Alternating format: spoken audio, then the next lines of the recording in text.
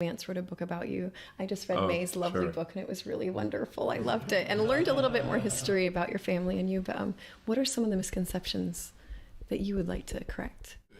Most of this is just ended up being kind of water under the bridge that people didn't notice that much. There's a sort of some stories in there where it sounds like I fired people all of a sudden and arbitrarily, which was not the case.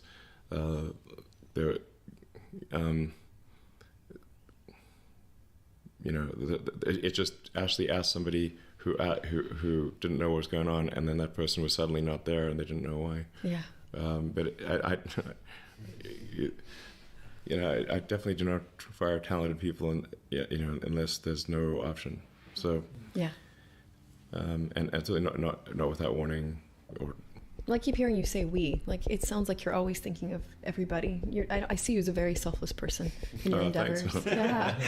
I mean, seriously. I mean, yeah. It's like from the age of 12, it sounds like you've been thinking about how to help humanity.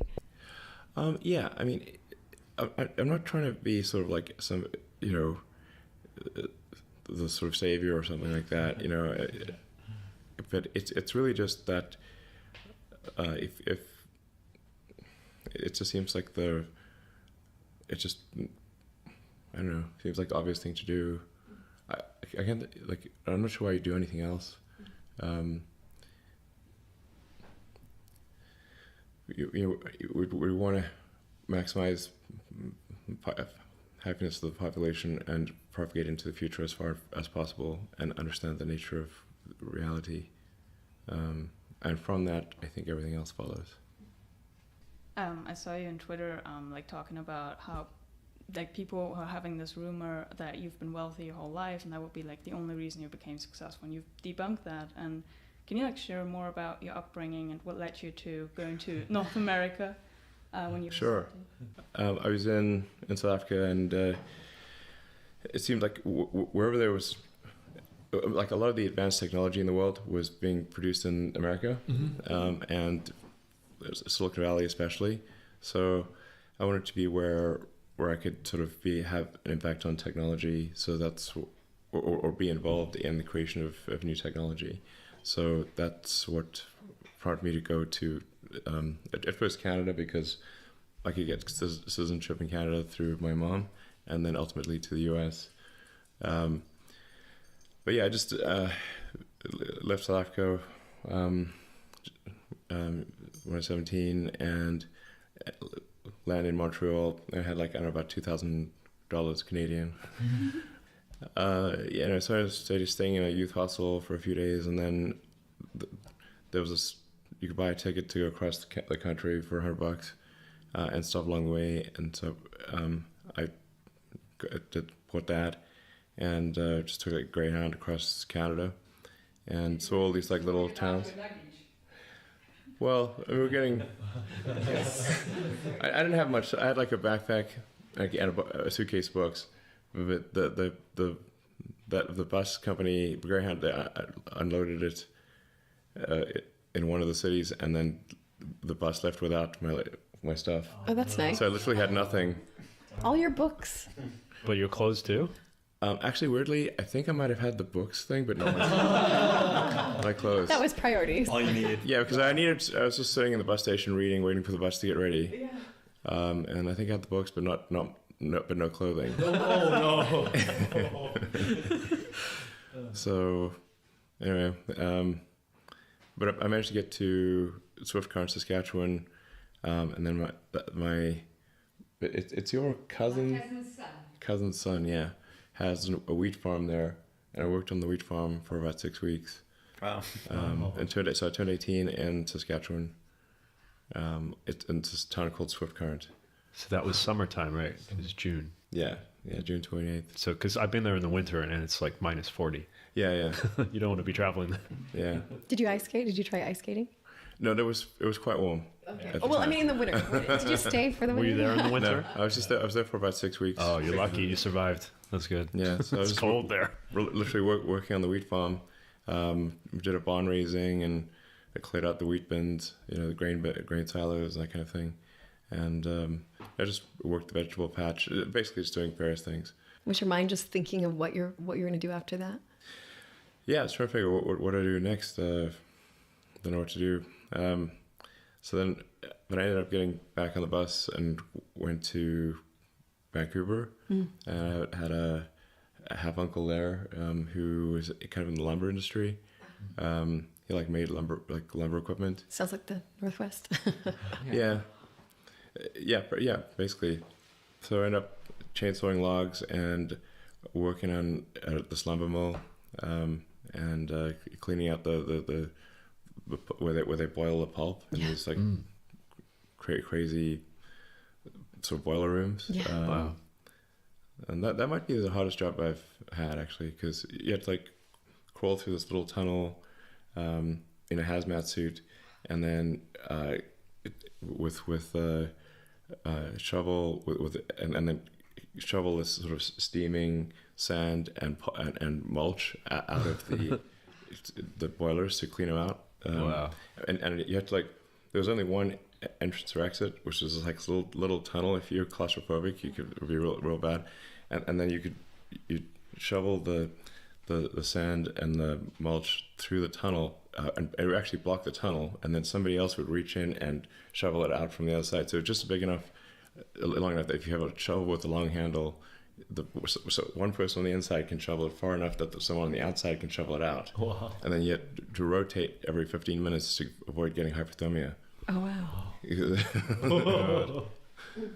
And there's no intense. safeties. There's just a man looking out for you.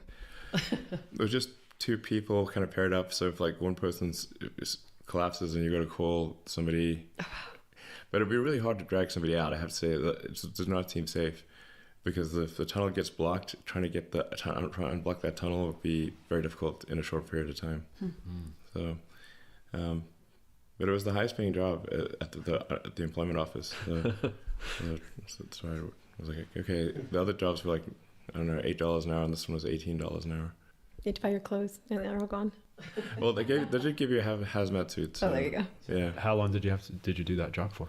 Like 4 days. Oh, okay. No, but then it was done. Yeah, that's awesome. As you said, it was just like a short-term thing, cleaning grain bins, cleaning the boilers. the boiler rooms. Mm-hmm. So what was next? We were in boiler rooms and then... Yeah, so it's basically, I mean, literally it was like a lumberjack who's chainsawing logs, and just doing lumber stuff, basically, for a few months there. And then applied for college, and went to Queen's University in Kingston, and was there for a couple of years, and then somebody that suggested I should apply to UPenn, and I didn't think I'd be able to go, because I paid for my own way through university, which is actually not that hard in Canada, because the tuition System. Yeah, the tuition's highly subsidized in Canada. So, with basically some, if you sort of work during the summer and semester and take out some loans and get some scholarships, you can pretty much go to any college in Canada, I think. But I met someone who was at UPenn, and they said you should at least apply, and I applied, and they actually gave me like quite a big scholarship. So that allowed me to go there. And so then I did the physics and economics there, and then that's what led to the road trip to Stanford with Robin Wren, and then that was during that summer that I was like, okay, if I can either spend several years kind of doing a PhD, and not that I care about the PhD actually, but I just needed a lab. But I could either spend a bunch of years working in a lab, and maybe the technology would pan out, or maybe it wouldn't. But the internet was definitely about to go supernova in '95. So I was like, okay, look, I can always come back to working on electric cars, basically, and which I did. But the internet is not going to wait. So then I put Stanford on deferment, and started Zip2, which was really just, we started off with maps and directions, yellow pages, white pages, that kind of thing. and it was, best of my knowledge, the first maps and directions on the internet. So and there's still some like patents I have. I don't know how many more, but like they've obviously lapsed at this point. But for maps and directions and Yelp pages and advertising and stuff. And I wrote the whole initial code base. I wrote personally because there wasn't any Rails. It was just me. So, and I only had a few $1,000s, and then my brother joined, and he brought like $5,000, which was a lot. Yeah, at least for the first few months, there was literally only one computer. So the website, when the website wasn't working, it was because I was compiling code. and even to get an internet connection was pretty hard. But there was an internet service provider on the floor below us. We more or less squatted in this office. The landlord was like out of the country or something, and nobody was using it. So you lived in there? Yeah. I think I read that in May's book you showered at the YMCA then, right? That's right. Yeah. That's smart though. I mean, you were thrifty. You did what you had to do. We just like had no money, so what are we gonna do? What did people think about Zip2 generally? Was it like seen as a crazy idea, or like did people even understand the internet back then? Most people did not understand the internet. Most people didn't know. Even on Sand Hill Road, like we tried pitching people to invest in an internet company. Most of the VCs we pitched to had never used the internet. Do you remember some of the VC firms you went to on Sand Hill? I remember most of the time we wouldn't take a meeting, and if they did take the meeting, they were pretty bored and not said like who's made money on the internet? No one. We're like, no one. Okay. But the sea change occurred when Netscape went public. Yeah. So, but the first thing I tried to do was not to start a company. I tried to get a job at Netscape, but they didn't reply to me. Oh no. Oh man. So I tried hanging out in the lobby at Netscape. I don't know who to talk to. I was really too shy to talk to anyone. I don't know. So it's like, okay, I can't get a job at the only internet company that that does internet software. So then I'll try writing software. So that's kind of what happened there. Yeah, and then like I said, my brother came down and joined. This is like late '95, and then in January '95, I think it was there was a lot more interest in the internet stuff following the Netscape IPO, and the software was more impressive, I guess. So then more David Dow invested. So they're VC firm on Sand Hill Road, and they invested, I think it was like $3 million for effectively 60% of the company. Wow. Which we thought was crazy. They're like, well, they're going to give us the money for nothing? They must be mad. Yeah, so this seems like crazy that they would give so much money for a company that consisted at the time of about 5 people. Like literally, I think 5 people at the time. So, but anyway, it worked out well for them in the end. So we hired a lot more people.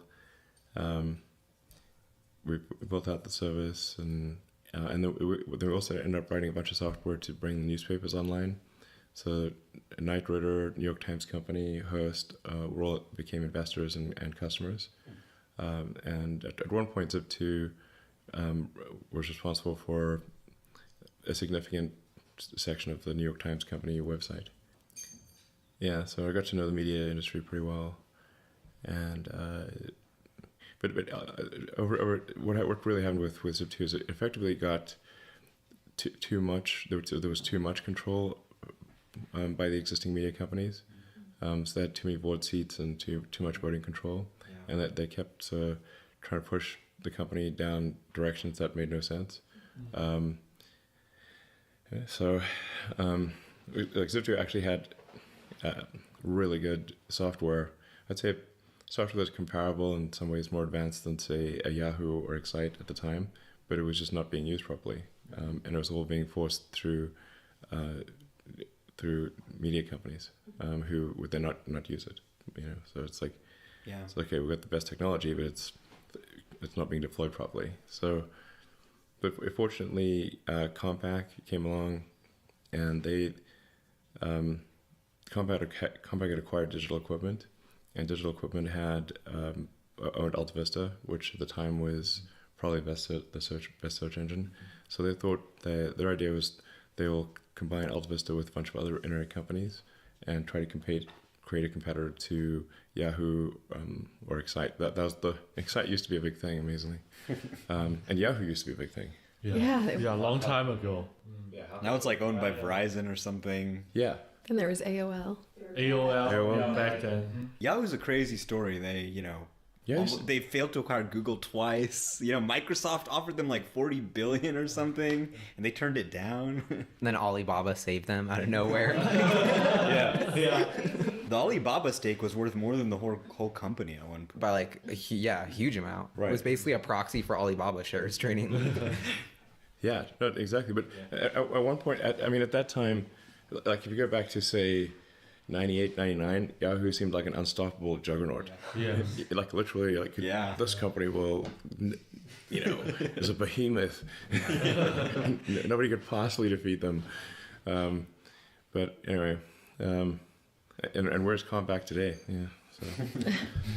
So, but that was their idea, which is, at least if executed well, could have made sense. Kimball! Yeah, what are you guys doing? We're recording a podcast. How do you want me to join? Pull up a chair. So what do you remember about Zip2? Yeah, we remember. Yeah, so but then the internet came along, became this huge thing. I mean, it was always there, but it became a big deal. And then Elon was working in Silicon Valley, and as I remember it, Elon overheard a meeting where some of the Yellow Pages companies were thinking of doing sort of online Yellow Pages. And No, why would I have been in a meeting? I don't know. This is a long time ago. But anyway, you called me up and you said you think you can do a better job. So we think we can do a better job. Maybe you made that up to try and get Kimball interested. How would I be in a meeting with Yellow Pages company? I have no idea. That's what I remember. No. But what's your version of that? Sleepless nights. Where? I don't even know any Yellow Pages. I agree with you. I agree with you Okay. now. But so it was like I think April of 1995. We started working on it, and the I guess the idea was fairly simple: to take mapping and apply it to the internet. And there were a few other companies trying to do it, but no one with the very cool technology of sort of what was called vector-based mapping, which is what we all use today, where the map is actually alive, not just a picture. That was very ahead of its time. I think we were the first. I know there were other people putting maps on the internet, but I think we were the first to put vector-based mapping, which is what the kind of technology you use today on the internet, and door-to-door directions. So it was cool. I remember my brother and I pressing go on his server at our office, and it took about 60 seconds for the first door-to-door directions to come up on the screen. And even 60 seconds was amazing. Yeah. You were like, this is incredible. Door-to-door directions to anywhere. This is just amazing. And Definitely seemed amazing at the time. definitely seemed amazing at the time. Yeah, it's like Now it's like now so it's like absolutely wherever. normal, but this was like an impossible thing. So cool. It was so cool. And using Java, Elon had coded a interactive map, which again, all super normal stuff today, but the ability to just draw a square and zoom in or zoom out, that was just unheard of technology. draw a square. Yeah, you remember that? It was like a little red square on the Java On a map. browser, it was that was unusual. Yeah. Yes. You just Well, you cheated if you're using Java applets. Yeah, but this is when Java sucked and it was barely. Yeah, this was like Super slow. probably the most. was I think we 95. I think we even got some sort of recognition because it was the most advanced Java application on Java at the time because it was so ridiculously hard. it was a really crappy technology at the time, Well, but this was done on it. The thing is that if you downloaded the Java app, we could transmit the vector data, not just a bitmap. And this is when everyone was on a modem. Right. So if somebody's on 28 kilobits modem, or trying to download a map image would take forever. Whereas if you had downloading the vector data that locally rendered using the Java applet was relatively speaking super fast. That's what made it cool. Smart. Yeah. I mean, yeah, even like vector maps even Google Maps was using like raster maps a few years ago. Like, it seems like very ahead of its time. Well, we were the But I guess- first. I believe the two of us were the first humans to see maps in door-to-door directions on the internet, which I think is pretty cool. That's very cool. Yeah. How Garmin came out? When did Garmin first launch? Well, they were internet-based, right? So you could. Actually, I don't think Garmin was even a player at this point. It was Navtech was the only place that we were. That's where we got the data from. Yeah. And they were building it for Hertz Neverlost, which came out a few years later. You know those things that no one uses in the GPS systems. Really, really bad technology, but the actual mapping data was amazing. And so we took that and applied it to the internet. We were 22 and 23 at the time. It had cost them $300 million to build this data, and they gave it to us for free with a simple contract saying, if you ever make any money on this, you got to come share talk it to with us. them. Yeah. And Wow. that's how we got it. That's amazing. That is amazing. Yeah, so it's amazing what happens if you ask nicely. And there's also part of it was these guys had been working so hard on the tech, and no one had ever seen what they were doing. Yeah. Because it was not on the internet and it was not being used for Hertz, and so it was just they were excited that someone would use the data and people could see what they'd been working on. So how did you guys get the engineering chops to pull this off? Because it sounds like you were so young, you didn't really have any help, and then you built this like cutting edge piece of technology. Did you teach yourselves, or from I don't know what age, but you published your first the like Blast Star game, right? Yeah, when he was 12. Did you write any other cool stuff back then? Yeah, I wrote a bunch of games. And then like occasionally software for people that ask for software. You also work for a video game company. Yeah, finally it was called Rocket Science. Yeah. That's funny.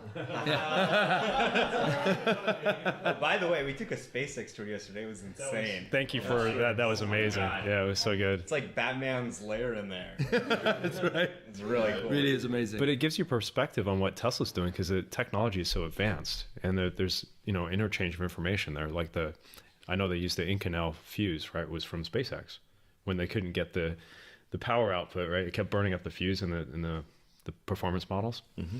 So yeah, it's awesome. Yeah, it's pretty cool to see the SpaceX tech being applied to Tesla. I think there's one joint employee between SpaceX and Tesla, and it's the materials. Is it the materials engineer? What about Elon? In addition to Elon, because there's just not that many humans on the planet that know how to do this stuff. No. Well, it sounded like back in the old days, was it just Elon doing the coding, or? I mean, I did a little for like HTML front end, but it wasn't mine. Not recently, but no, we had no money, so you couldn't employ him. So I just wrote all the software. And you worked through the night, right? You just never. According to Meg's book, you just never slept. I don't know. I mean, we lived in a little office. I think this address was 470 Sherman Way in Palo Alto. It was probably. It was about the size of this room here. Yeah, it was probably like 15 feet wide by 30 feet long with a little closet in the back. And we would we couldn't afford a place to sleep or like a house, a home or apartment. So we would sleep in it, and it had a couch that was a futon, and we would pull out the futon, take turns sleeping on the futon or the floor. Although he coded a lot at night, so I usually got the futon at night. And we had to code it at night because the server, when the internet was live, needed to be functional, and we just had data for the Bay Area at the time, so we were just kind of making sure that the people in the Bay Area could use it. And then I had a little mini fridge with a cooking stove on it, and we'd cook simple things, like pasta sauce and pasta and things like that. That would be as cheap as dirt. People think it's expensive to eat real food. It's actually really cheap. Yeah. You cook vegetables, pasta, and beans and stuff. He's super cheap. So we had that Jack in the Box absolutely a lot. the cheapest. And then we would go eat at Jack in the Box, which I still kind of shiver a little. And I haven't eaten there for probably 20 years or longer, maybe 22 years, and I can still probably recite the entire menu. Yeah, we cycled through the menu at Jack in the Box because it was like it's a few blocks away from. And it was open 24 hours. Open 24 hours. Trying to get dinner in Palo Alto after 10 is very difficult. Zero. Yeah. So did they know you very well at Jack in the Box? Well, they didn't really. No. They didn't? No. And I remember one time I got a milkshake, and I was so tired. It was like 4 in the morning, and just needed to get some sugar for the rest of the night. And there was something in it. Oh, no. And I remember just flicking it out and just pretending it didn't exist and just kept drinking my milkshake. Oh, that's horrible. It was like that. We were that kind of like not in the zone to go back into Jack in the Box and argue about a milkshake, but I don't want to not drink the milkshake. And part of the reason that food was like so cheap is that they had some people I think died of food poisoning. Yes. It was right around that time when they got into a food poisoning scare. And so it was just very cheap to eat there. And I figured they probably have taken some action because after the food poisoning. Yeah, so they did. Hopefully. Yeah, that sounds. It's just like. But I still eat a little bit of it. Does it taste funny? Stop eating if it tastes funny. You run out of things to eat because after like the 17th chicken fajita pita, you're like, Chicken fajita pita. Can't do it. The teriyaki bowl. Yeah, remember that teriyaki bowl? Was that one good? It's actually, it varied, but it was edible. It was not bad. Which one was? The teriyaki bowl. Teriyaki bowl wasn't bad. There was the sort of sourdough grilled cheese thing that wasn't bad. Yeah, I honestly didn't mind it. Really. Those were the good old days, right? I mean, it was honestly good days. I mean, we were just hoping that people would let us stay in the country. Yeah.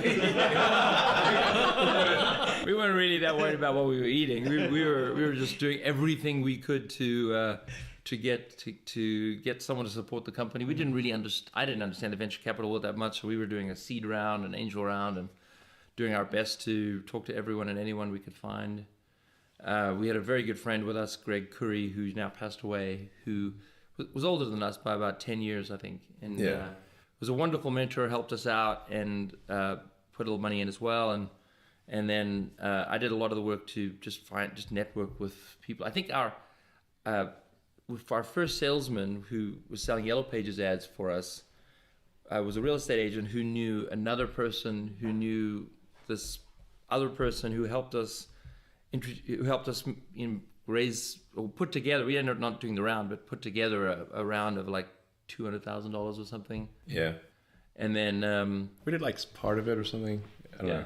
But I think once we had the Java map, which was really quite impressive. I mean, if you've never seen Google Maps or Yahoo Maps before, it really is a remarkable thing to see. We started to go to we got some audiences with some venture capitalists, and it just went from we were starving, we had no car, well, the car we had broken. The wheel fell off. Huh? The wheel fell off. The wheel fell off, yeah. What kind of car was it? I rember that. It's an old BMW 3 Series. Was it the one you where worked we on? did a road trip across the country. Yeah, the one that my mom has some pictures of. I think there's still there's a carve in the road at Page Mill and El Camino. Literally, the wheel came off. The wheel fell off, and the guy literally in the intersection just drove it without the wheel to the side. It's pretty much time for the junkyard at that point because the whole car is just falling apart. So yeah, it's like the point at which the wheel falls off. It's time to go to the junkyard. Kimball, the night before you met the venture capitalists, you and I were at Kinko's till 2 a.m. No, that was way more stressful. That was way later because we already had the deal, but we were not. I don't know if you were, but I was not legally in America, so I was illegally there. I was legally there, but I was meant to be doing student work. Oh yeah, right. I had a student work visa. Yeah, you were doing you were supposed to be doing a PhD in Stanford and decided not to. So it was like I was allowed to do work, sort of supporting whatever, I don't know. Whereas I try to get a visa, but there's just no visa you can get to do a startup. Yeah, fortunately nobody was paying you anything either. And so we ended up getting. we got a deal from Moore David out and this really well-respected VC firm, and we had to break the news to them that we took the bus to get to the offices. We don't have a car and we don't have an apartment, and we're illegal. No, you're illegal. And so, but I was legal, but my visa was going to run out in 2 years. Okay. Yeah, but I was definitely student visa. We needed to get it sorted, and so they were great. I mean, the lead investor, his wife was from Canada. They knew the whole challenge of being an immigrant, and we had Canadian passports, and so they funded the company and they gave us some money to each buy a car, and they gave us a salary so we could rent an apartment, and I got a visa through the company, but the morning we were supposed to present to the partners, I went to Toronto because my mother was freaking out because she needed her computer fixed. And what, really? Seriously, this is brutal. So I flew out there planning to fly back on Sunday, and the meeting was on Monday. And I get to the airport on Sunday, and the border control they call me out. They're like, you're going down to work. You're not going down for travel. And I was like, no, I'm going down to work. I explained. Actually, no, I didn't. I said I'm not going to work because I think that's what I was supposed to say. But the lawyers told me not to say anything. And so they rejected me from the border. Oh. And so I'm supposed to do the presentation with Elon the next morning. And so a friend of mine came to pick me up at the airport and drove me across the border. And we went to the Buffalo border and just said, we're going to go see the David Letterman show. Nice. That's hilarious. And the border control guy was like, yeah, go ahead. Oh. Wow. That's amazing. I got on the late night flight from Buffalo to San Francisco, and we made the meeting in the morning. So. Wow. Very good. Yeah, I mean, technically, you were not going down to work because that would have meant you were being paid something. Yeah, I wasn't actually paid anything. Yeah. Technically, we weren't actually. No, you're right. You're not actually breaking the law. We're not breaking the law because we were not being paid anything. Exactly. Yeah. I should have told them that at the border control. But anyway, it was very frustrating. Work, do you mean getting paid for something? No, I'm not doing that. No, yeah, you're right. Exactly. We were not being paid. Exactly. Yeah.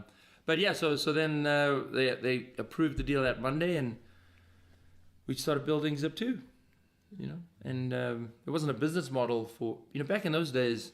Well, it was kind of like Yelp is like, the business model was similar to sort of Yelp, but it was at a time when most businesses didn't know what the internet was, and most people didn't have an email address or they went online. Explain to them what a website was. The internet was kind of this cool thing. People were using Netscape browser.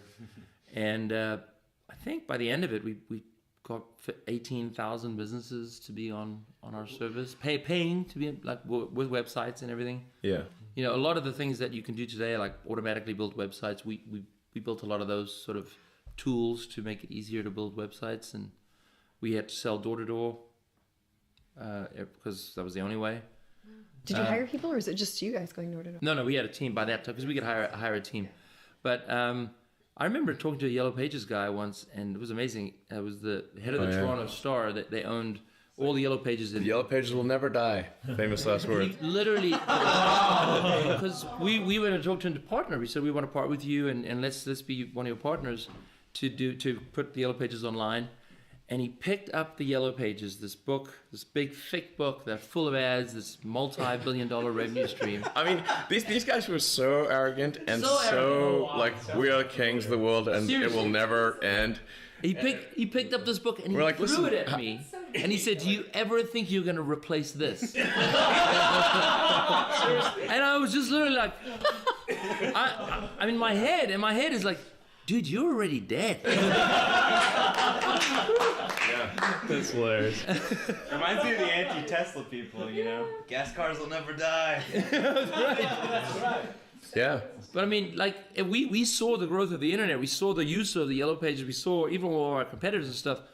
And no one was using the paper Yellow Pages if you had the choice. Yeah. Yes. Exactly. No one. Yes, that's very true. And so at that point, very few people were on the internet. So it was really a question of is the internet going to succeed, which we were huge believers in, and these guys were not. They didn't even clue in.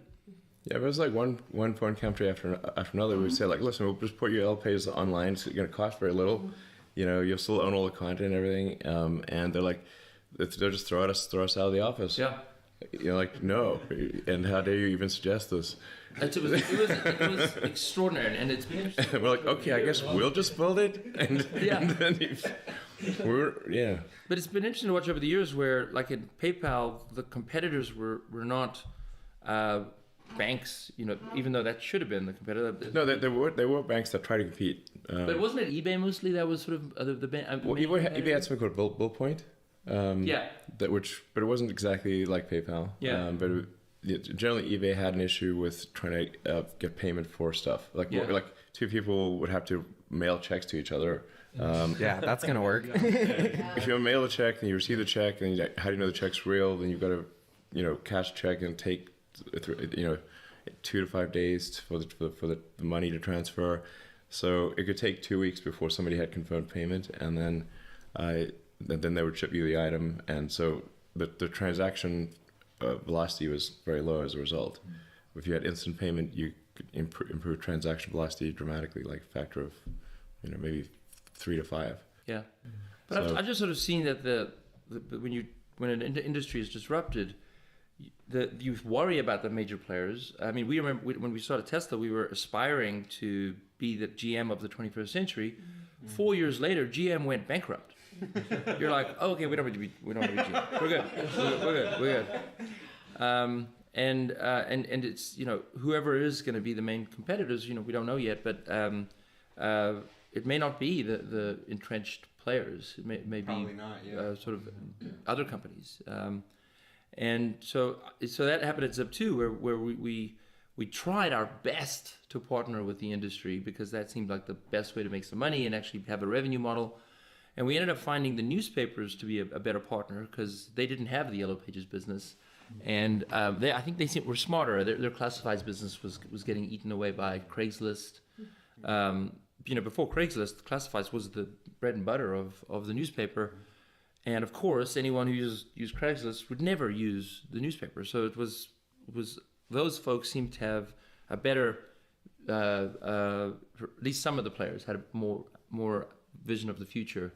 And so our business became putting major newspapers, New York Times, to all of the Philadelphia Inquirer, Chicago Tribune, or whatever, all the main players, all the LA Times, everyone. And then we started going internationally, doing the same thing. So if you went on to the New York Times website and you wanted to search for a restaurant, of course they have all these reviews. Or if you wanted to search for a home, we tied the MLS together with maps and door-to-door directions.